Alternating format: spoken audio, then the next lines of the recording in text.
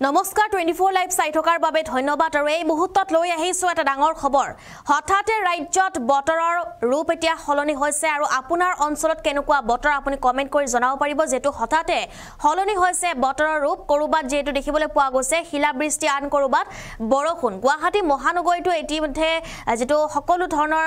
সকলো ঠাইতে বৰষুণৰ যেটো কিছু প্ৰভাৱ পৰিছে বুলি দেখিবলৈ পোৱা গৈছে আৰু ইয়াৰ মাজতে এতিয়া বতৰ বিজ্ঞান কেন্দ্ৰই সতৰ্কবাণী জাৰি কৰিছে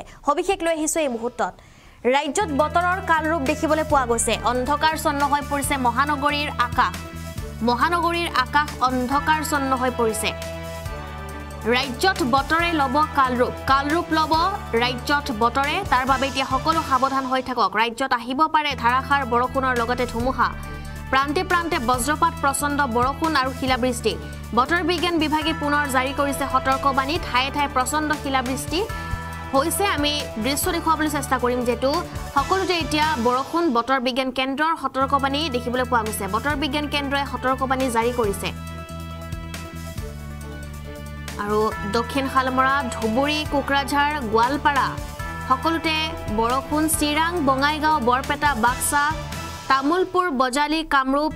গ্ৰাম্য আৰু উদালগুৰি শোণিতপুৰ শ্ৰীভূমি হাইলাকান্দি কাছাৰ ডিব্ৰুগড় তিনিচুকীয়া বাবে এতিয়া জাৰি কৰিছে ইয়েলো এলাৰ্ট চৰাইদেউটো জাৰি কৰা হৈছে ইয়েলো এলাৰ্ট বতৰ বিজ্ঞান বিভাগে জাৰি কৰিছে ইয়েলো এলাৰ্ট দক্ষিণ শালমাৰা ধুবুৰী কোকৰাঝাৰ গোৱালপাৰা বৰপেটা উদালগুৰি শোণিতপুৰ কাছাৰ জিলাত এতিয়া ঘণ্টাত 40ৰ পৰা 50 কিলোমিটাৰ বেগত আহিব ধুমুহা